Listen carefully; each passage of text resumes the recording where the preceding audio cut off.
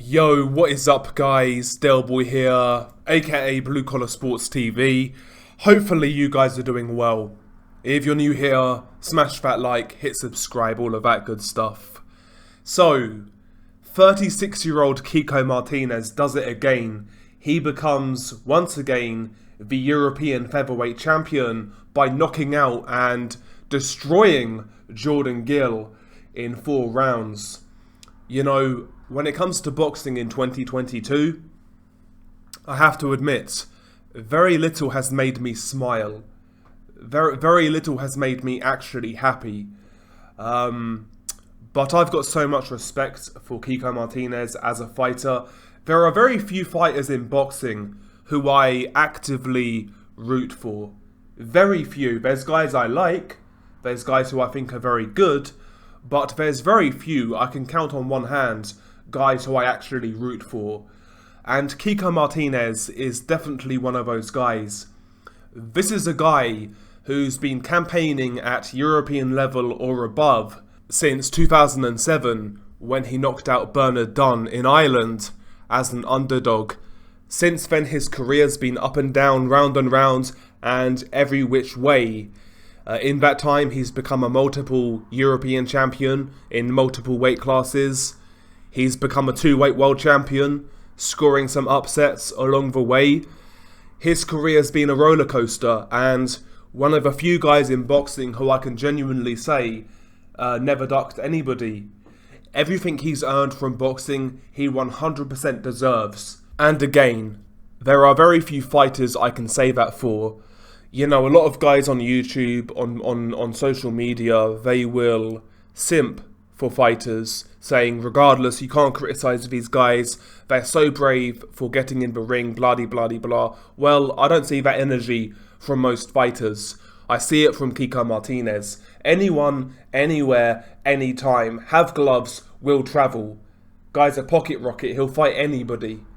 And you know, the shame is that he doesn't really get the credit he deserves, doesn't get his just dues. Not only has he fought a boatload of fighters, but he makes it entertaining. He comes to apply pressure, he comes for the knockout, you know.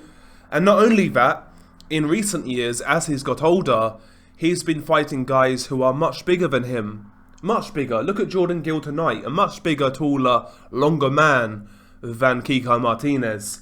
And he's doing this at 36 years old. Again, my first memory of Kiko Martinez was the fight after Bernard Dunn, and he fought Rendell Monroe, and I think he lost that fight if memory serves me correct, and that was for the European title. That was on either channel, that was on either ITV4 or Sky Sports, I forget which channel. But I remember seeing Kiko Martinez way back when, in 2007, when I was still at school. Yet here we are, 15 years later, I'm approaching 30, and this guy is still operating at a very respectable level. You know, I mean, he was a world champion in his last fight, upsetting Kid Galahad, huge upset there. So again, I really want to make it clear, all of the respect in the world goes out to Kiko Martinez from my side. And I feel it's important because he's a guy who, when he does retire, which is coming soon, when he does retire, as soon as he retires, basically, he's going to be forgotten about. And I don't know, I think that's a bit of a shame, to be honest. I think that's a bit of a shame. But regardless, the Gill fight, I mean, Gill was the European champion going into this fight at featherweight, coming off a win over Karim Gurfi, which in itself was a really good fight, by the way. He snatched victory from the jaws of defeat in that fight.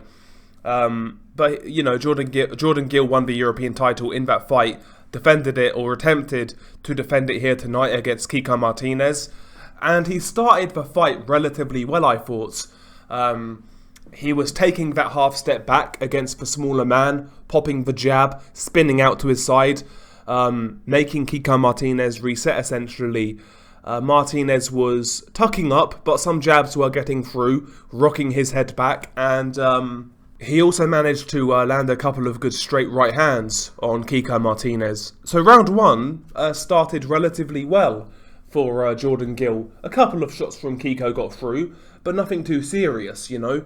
He was utilising his height and reach in the first round. I felt round 2 started to be a bit of a turning point, however.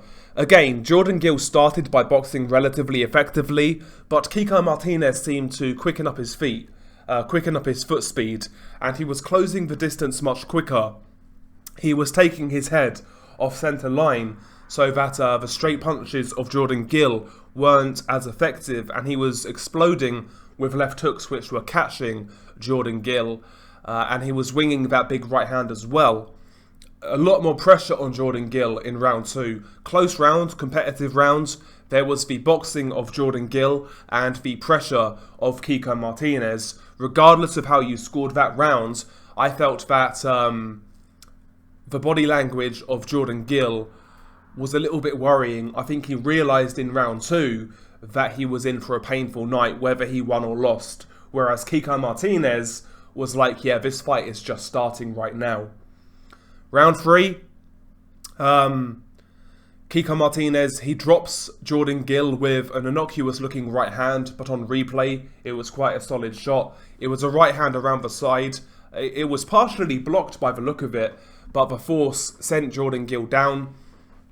Jordan Gill beat the count. He was trying to fight off Kiko Martinez, but he wasn't maintaining range. He wasn't trying to hold, to regroup. He was all over the place, really. And after the first knockdown, the second knockdown came, I would say, 30 seconds, a minute later. Kiko Martinez landed a really good right uppercut on Jordan Gill. Bang on the face, bang on the chin. Jordan Gill goes down once again. Beats the count, and he sees out round 3. But in round 3, man, like Jordan Gill's face turned to mush. Reddened, bruising, his nose started to bleed as well. I mean, just the damage he sustained in the third round, it looked like Jordan Gill was involved in a car crash, to be honest. And round 4 was when the fight ended. Kiko started the round really well once again. He smelt blood at this point. He was shifting his feet really well, utilising the jab to get inside, and he caught Jordan Gill, I believe, for the third knockdown. I believe it was a right hand, a clubbing right hand. I might be wrong there, but Jordan Gill went down, beats the count, and every time he got knocked down, he got up really quickly. He never took his time to try to recover. That's another thing. But he beats the count for the third time. The referee has a close look, lets him go on. His face is bloodied, his face is battered, but he lets Jordan Gill go on. And shortly after, Kiko Martinez lands a really good left hook, bang on the chin. Jordan Gill goes down once again. You know, he squared up, he wasn't maintaining range, gets caught with a left hook, gets dropped. Once again, to be fair to him, Jordan Gill showed a lot of toughness, beat the count, but his trainer, Dave Caldwell, threw in the towel, and rightly so, and I think the referee was going to stop it anyway. But yeah, Jordan Gill showed really good toughness in there, but apart from that, I would struggle to really praise his performance. I felt he's shown great naivety in his tactics and his approach once he got knocked down. Really didn't adjust or fight smartly after that. Maybe he was hurt more than I could see, but yeah, after that first knockdown, it basically went all out of a window for Jordan Gill. Jordan Gill is, you know, again, in his last fight, he basically got a get-out-of-jail-free card against Karim Guerfi because Guerfi was beating Jordan Gill up in that fight, and Jordan Gill found a Hail Mary right hand in that fight to knock out Guerfi, though that wasn't the case tonight, and he couldn't fight off Kiko Martinez. He just didn't have enough to box him, keep him long, and discourage him. Kiko kept coming forwards, and we saw the end results. As for Kiko Martinez, listen, in an ideal world, I would like him to retire, but Kiko is the type of guy to where more than likely he isn't going to retire going quietly, right? He's not going to retire on his own terms. Maybe. I think he's the type of guy to where boxing is going to have to retire him. And while that sounds a bit nefarious, while that sounds dangerous maybe, I think it is, I say that with a great deal of respect because I see Kiko Martinez as a true fighter.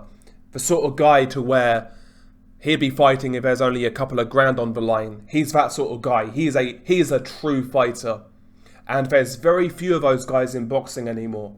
So if Kiko wants to continue, then listen, I'll be watching his fights. I'll watch his fights, no doubt about it. He called out Lee Wood after this win. I'd watch it. You know, I mean, Kiko has just been a credit to the sport. He's been a servant of the game, win, lose or draw. He never ducks anybody. He's shown immense bravery, guts, determination. Yeah, cool. I mean, he's never been the most skilled. He's never been the most technically proficient. He's never been the fastest. He's never been the biggest. But sometimes in boxing, and also in life, it pays to be a hard, persistent bastard. Peace out.